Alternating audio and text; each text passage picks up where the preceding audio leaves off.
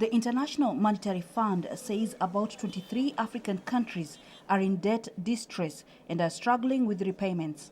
ECA is calling for debt suspension, debt services suspension.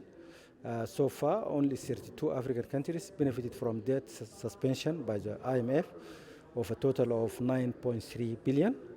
And we are arguing for more debt suspension, services suspension, and we are also arguing for on-lending of SDR, special drawing rights, so that African countries can have more access to international resources. Countries in the continent say they have been forced to borrow more or default on payments because of recent events.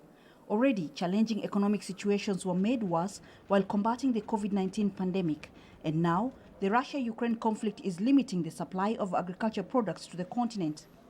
The UN Economic Commission for Africa says there may be a short-term solution if the IMF increases the funds available for access amid the tough economic times.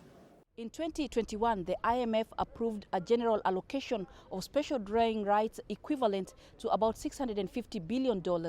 Of this, about $275 billion has been allocated to emerging markets and developing countries, including low-income countries where African countries fall.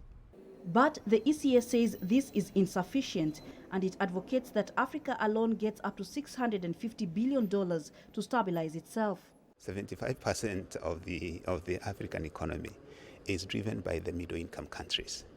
Now, these are the countries that are having a challenge with the question of debt. So, unless you recognize that without dealing with the pressure that countries like Egypt, Kenya, South Africa, Ghana are facing, that you'll not be doing much in terms of saying that you are helping the African economy. SDRs are allocated on a quota basis, meaning that developed nations end up getting more than less developed countries in Africa.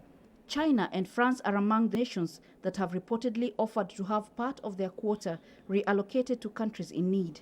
And this experts meeting here ahead of the Ministers of Finance meeting say other developed countries should do the same.